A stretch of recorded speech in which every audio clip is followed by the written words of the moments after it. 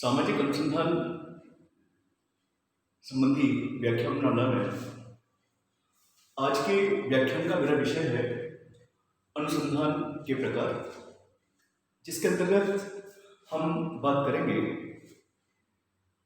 वर्णनात्मक अनुसंधान अर्थात डिस्क्रिप्टिव रिसर्च और डिस्क्रिप्टिव रिसर्च मेथोडोलॉजी और मेथड। जैसा हम जानते हैं कि अनुसंधान की कई पद्धतियां हैं। मैं पहले से ही उनमें से प्रमुख कुछ पद्धतियों पर प्रकाश डाल चुका हूं, जैसे मौलिक अनुसंधान, व्यावहारिक अनुसंधान, ऐतिहासिक अनुसंधान, अनुभविक अनुसंधान। इन पद्धतियों के अलावा जो शेष पद्धतियां हैं उनमें वर्णनात्मक अनुसंधान, जिसके बारे में हम आज बात करेंगे, अन्वेषणात्मक अनुसंधान, व्याख्यात्मक अनुसंधान और परीक्षणात्मक अनुसंधान। तो सबसे पहली बात जो हमें ध्यान रखनी है अनुसंधान के बारे में, the first thing that we need to keep in our mind about research, that the wide research, or say the research widely can be classified into two groups: quantitative research and qualitative research. जो पूरा अनुसंधान है, अनुसंधान बहुत व्यापक शब्द है और समस्त प्रकार के अनुसंधान को दो वर्गों में वर्गीकृत कर सकते हैं: परिमाणात्मक अथवा मात्रात्मक अनुसंधान, जिसे इंग्लिश में क्वांटिटेटिव रिसर्च कहते हैं, और द्वितीय गुणात्मक अनुसंधान, जिसे इंग्लिश में क्वालिटेटिव रिसर्च कहते हैं।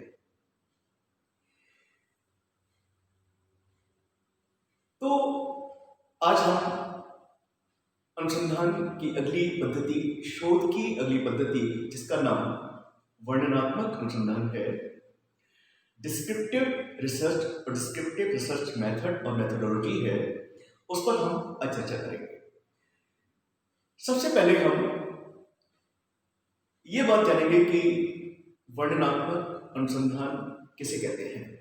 जैसा इसके नाम से ही स्पष्ट है, वर्णनात्मक, इस प्रकार की शोध पद्धति के अंतर्गत घटना का वर्णन किया जाता है, व्यवस्थित वर्णन किया जाता है, क्रमबद्ध वर्णन किया जाता है, और इसलिए किया जाता है ताकि उस घटना को लोगों के सामने सही रूप में लाया जा सके, इस प्रकार लाया जा सके कि उसे लोग समझ सकें। और चीज तभी समझी जा सकती है जब उनका वर्णन उचित प्रकार से किया गया हो। तो निश्चित रूप से वर्णनात्मक अनुसंधान पद्धति अनुसंधान की एक विशेष प्रकार की पद्धति है।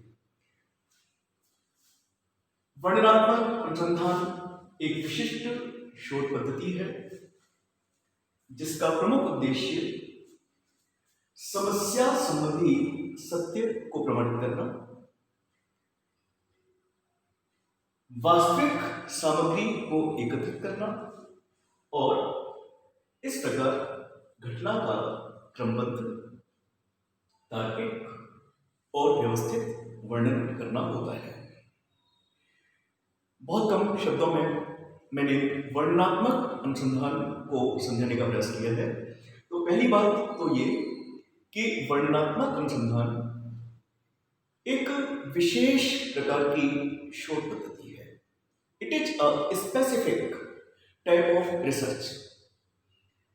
इसका प्रमुख उद्देश्य है समस्या अर्थात घटना के संबंध में जो सत्य हैं उन सत्यों को प्रमाणित करना, टू वेरीफाई द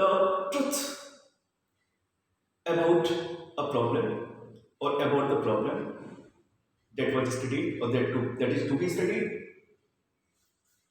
वास्तविक सामग्री एकत्रित करना, घटना के बारे में जो भी वास्तविक सामग्री है उस सामग्री को एकत्रित करना, टू कलेक्ट डाटा, और उसके बाद घटना का क्रमबद्ध, तार्किक और व्यवस्थित वर्णन करना, ये इसका प्रमुख उद्देश्य होता है। अब हम ये जानेंगे कि किस प्रकार की घटनाओं को या किस प्रकार की घटनाओं को समझने के लिए, उनका अध्ययन करने के लिए ये पद्धति उपयुक्त शोध पद्धति है। घटनाएं बहुत सारी होती हैं और प्रत्येक घटना का वर्णन करना भी आवश्यक होता है, लेकिन कुछ घटनाएं ऐसी होती हैं जिनका वर्णन करना आवश्यक ही नहीं अपितु अनिवार्य भी होता है। विशेष करके हम देखते हैं कि जो सामाजिक अनुसंधान में सामाजिक घटनाओं का अध्ययन किया जाता है, तो उन घटनाओं के अध्ययन के लिए, उन घटनाओं को स्पष्ट करने के लिए, उन घटनाओं को संसार के सामने लाने के लिए घटनाओं का विवरण नितांत आवश्यक है। विशेष रूप से वर्णनात्मक शोध व्यक्ति, समूह, समाज, संस्कृति, जाति आदि संबंधी घटनाओं के वर्णन के लिए किया जाता है। उदाहरण के लिए, यदि किसी व्यक्ति से संबंधित या व्यक्तियों से संबंधित कोई घटना है जिसका प्रभाव व्यक्तियों पर पड़ रहा है या एक व्यक्ति पर पड़ रहा है या व्यक्तियों के समूह पर पड़ रहा है, तो उस घटना के अध्ययन के लिए वर्णनात्मक पद्धति अच्छी मानी जाती है। समूह, यदि समूह को प्रभावित करने वाली कोई घटना है तो ऐसी घटना का वर्णन करना भी आवश्यक है, और निश्चित रूप से ऐसी घटना के अध्ययन के लिए वर्णनात्मक पद्धति एक उचित पद्धति मानी जाती है। समाज, समाज एक वाइड टर्म है, एक बहुत ही व्यापक शब्द है, जहां दो लोग या दो से अधिक लोग एकत्रित होते हैं और उनमें अंत्यक्रिया होती है तो वहां समाज बन जाता है। तो ऐसी घटना जो समाज को प्रभावित करती है सकारात्मक रूप से अथवा नकारात्मक रूप से, तो ऐसी घटना या घटनाओं का वर्णन करना भी आवश्यक है। और इसी प्रकार संस्कृति, संस्कृति का तात्पर्य है लोगों के जीने का ढंग, लोग किस तरह जी रहे हैं, उनकी भाषा, उनकी प्रथाएं, उनकी परंपराएं, जनरीतियां, रूढ़ियां किस प्रकार की हैं। तो संस्कृति से संबंधित जितनी भी घटनाएं हो रही हैं, तो उन घटनाओं के वर्णन के लिए भी वर्णनात्मक पद्धति ही उपयुक्त है। जैसे वर्तमान में संस्कृतिकरण एक बहुत प्रमुख प्रक्रिया है जो भारतवर्ष में चल रही है। इसके अंतर्गत निम्न जातियों के सदस्य अपना स्टैंडर्ड रेज करने के लिए, अपनी परिस्थिति को ऊंचा उठाने के लिए, या समाज में उच्च जातियों को जो सम्मान प्राप्त होता है उस सम्मान को प्राप्त करने के लिए उच्च जातियों के सदस्यों के व्यवहार के तरीकों को अपना रहे हैं, कार्य करने के व्यवहार के तरीकों को अपना रहे हैं, उनके नामों को अपना रहे हैं, उनके खान पान को अपना रहे हैं, इस विश्वास के साथ कि अगर वो भी उसी प्रकार का खान पान करते हैं जिस प्रकार का खान पान उच्च जातियों के सदस्य करते हैं, यदि वो भी उसी प्रकार का पहनावा करते हैं जिस प्रकार का पहनावा उच्च जातियों के सदस्यों में प्रचलित है, यदि वो भी उसी प्रकार धार्मिक क्रियाकलाप करते हैं, संस्कार करते हैं, कर्मकांड करते हैं जिस प्रकार के कर्मकांड या संस्कार उच्च जातियों में प्रचलित हैं, तो उनको भी समाज में उतना ही ऊंचा स्थान प्राप्त होगा जितना ऊंचा स्थान प्राप्त उच्च जातियों के सदस्यों को होता रहा है या हो रहा है। तो संस्कृति संबंधी भी यदि किसी घटना का अध्ययन किया जाना है तो उसके लिए भी वर्णनात्मक शोध पद्धति एक महत्वपूर्ण और एक उपयुक्त शोध पद्धति है। इसी प्रकार जाति संबंधी घटनाओं का कोई अध्ययन हो रहा है तो उसके लिए भी वर्णनात्मक शोध पद्धति एक अच्छी पद्धति बन जाती है। So in simple words we can say that descriptive research method is used to describe the events. It is very popular with the social scientists whose sole concern is to study the social phenomena, social events occurring around them. अब हम बात करेंगे प्रमुख रूप से वर्णनात्मक अनुसंधान के चरण। इसके कौन कौन से चरण हैं? इसके चरणों को मैंने 6 भागों में बांटा है, या कहना चाहिए मैंने 6 चरणों का यहां उल्लेख किया है। इसका पहला चरण है उद्देश्यों की व्याख्या करना। जब एक अनुसंधानकर्ता किसी घटना के अध्ययन के लिए वर्णनात्मक शोध पद्धति को अपनाता है तो सबसे पहले वह शोध से संबंधित जो विशिष्ट उद्देश्य हैं उन उद्देश्यों का निर्धारण करता है, उनको डिफाइन करता है कि आखिर उसका अनुसंधान किन उद्देश्यों के लिए किया जाना है या किया जा रहा है। इसके बाद दूसरा चरण है प्रविधियों का चयन, सिलेक्शन ऑफ टेक्निक्स। जैसे हम जानते हैं कि अन्य महत्वपूर्ण शोध पद्धतियों की तरह वर्णनात्मक शोध पद्धति के अंतर्गत भी तथ्यों और सूचनाओं को एकत्रित और संकलित किया जाता है, और उस संकलन के लिए हमारे पास बहुत सारी प्रविधियां, बहुत सारी टेक्निक्स होती हैं, बहुत सारे टूल्स होते हैं। तो अध्ययन के लिए किस टेक्निक को अडॉप्ट करना है, किस प्रविधि का चयन करना है जिससे कि घटना के बारे में सही, सटीक, वास्तविक घटनाएं मिल सकें, वास्तविक परिणाम मिल सकें। तो दूसरा चरण है प्रविधियों का चयन या प्रविधि का चयन। इसके बाद निदर्शन का चुनाव। निदर्शन का तात्पर्य है समग्र में से कुछ प्रतिनिधि इकाइयों का चयन, उन प्रतिनिधि इकाइयों पर अध्ययन और प्रतिनिधि इकाइयों पर किए गए अध्ययन के परिणामों को समग्र पर लागू करना।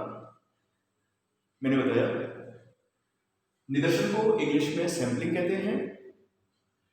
निदर्शन के अंतर्गत समग्र या जितनी भी लोग हैं वो समग्र हो गए। समग्र में से कुछ प्रतिनिधि इकाइयां, ये प्रतिनिधि इकाइयां 10% हो सकती हैं, 5% हो सकती हैं, 20% हो सकती हैं, 25% हो सकती हैं। तो जिस प्रकार की अनुसंधानकर्ता की स्वयं की सीमाएं हैं, समय संबंधी, धन संबंधी, तो उन सीमाओं को ध्यान में रख करके निदर्शन का चुनाव किया जाता है। इसके बाद सामग्री का संग्रह। घटना से संबंधित जो भी वास्तविक सामग्री है, अर्थात तथ्य हैं, सूचनाएं हैं, उन तथ्यों का संकलन किया जाता है। और इसके बाद जब तथ्यों का संकलन हो जाता है तो तथ्यों का वर्गीकरण किया जाता है, तथ्यों का विश्लेषण किया जाता है, और इस प्रकार सामान्यीकरण किया जाता है, और अंत में रिपोर्ट राइटिंग, प्रतिवेदन लेखन का कार्य किया जाता है। So I have just mentioned here only 6 steps of descriptive research method or descriptive research. First is the explanation of the specific objectives. So it is very essential. It is very essential for a researcher to define the specific objectives for which the work is to be done, research is to be done. Second is selection of the tools and techniques.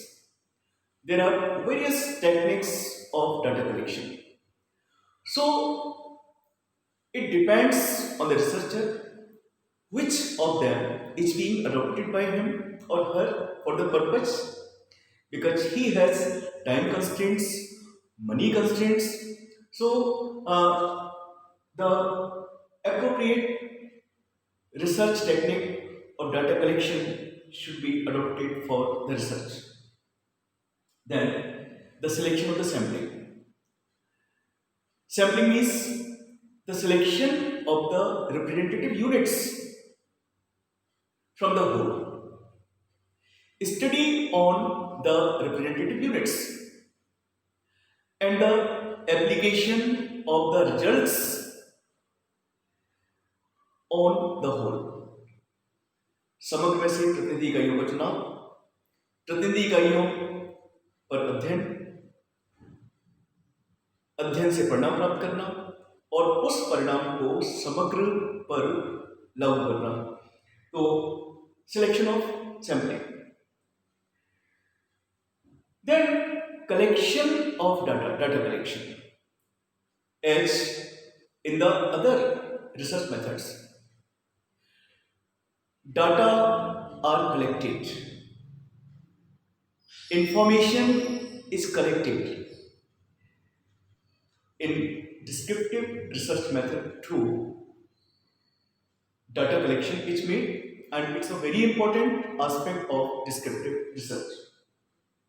Then classification of data, analysis of data, generalization, and at last finally the last step with which the descriptive research meets its end is the report writing. तो इस प्रकार से मैंने आज के व्याख्यान में वर्णनात्मक अनुसंधान, वर्णनात्मक अनुसंधान पद्धति, या कहना चाहिए कि डिस्क्रिप्टिव रिसर्च के बारे में बताने का प्रयास किया। उम्मीद है कि आपको ये समझ आया होगा और मेरा व्याख्यान पसंद भी आया होगा। Thank you.